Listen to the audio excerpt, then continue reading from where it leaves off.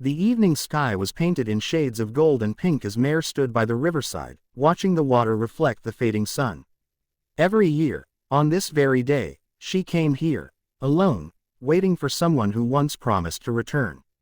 His name was Arav, her first love, her last heartbreak. 7 years ago, they had met in the same city, both dreamers trying to make a life away from home.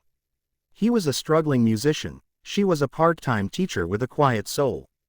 Their love wasn't loud, but it was real, filled with laughter, shared coffee cups, and endless conversations under fairy lights.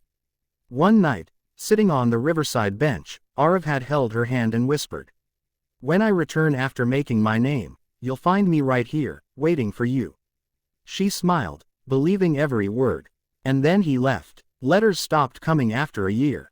His number changed. People said he'd moved on, that he was now famous, traveling, busy with a new life. But Mare, she still waited. Each year, on that same day, she came to the river, sat on the same bench, and left a white rose, his favorite. That day, as she turned to leave, rain began to fall. She opened her umbrella, her steps slow but steady. And then, she heard it. A soft tune, familiar, haunting, the same melody Arav used to play on his old guitar.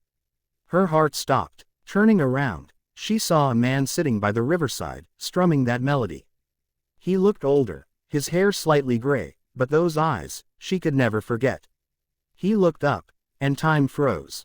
"Mare," her lips trembled. You came back." He nodded slowly, tears glistening. "I came back every year. But you weren't here." She frowned. "I never missed a year." And then the truth came out. Two souls waiting at the same place, but at different times. She always came in the evening. He came at sunrise. 7 years. Two hearts, always just hours apart. He smiled sadly, placing his guitar beside him. "I thought you moved on, Mare. I thought you forgot me." She shook her head. "Some promises are too heavy to forget, Arav. Even if they hurt." The rain grew heavier. He took off his jacket and draped it over her shoulders. "I lost everything chasing success," he whispered. "But I realized, what I was truly missing was you."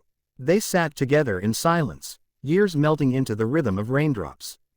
Finally, she said softly, "Do you think love really waits forever?" He looked at her, eyes filled with pain and peace at once. "It doesn't need to wait, it just knows how to find its way back." He reached for her hand. This time, she didn't pull away. Later that night, they walked through the quiet streets, remembering small things, the chai stall they used to visit, the bridge where they'd shared their first kiss, the bookstore she still went to just to feel his presence. Every moment felt both new and old, like the universe had paused, just for them. He smiled, pulling out a small, worn-out note from his pocket. It was the promise letter, the one he had written before leaving. He handed it to her. "I carried this with me every single day. I just didn't have the courage to return, until now." Her tears fell freely as she read his words. "If you're still waiting, I'll find you, no matter how long it takes." The next morning, the river was calm. For the first time in 7 years, Mare didn't come alone. Arav was there, sitting beside her, playing the same old tune, the song that once broke her heart but now healed it. As the sun rose, she placed a white rose in the water and whispered, "This time, I'm not waiting anymore." He smiled, holding her close. "Because I'm never leaving again." The river carried the rose away, a symbol of love that endured, waited, and finally returned home.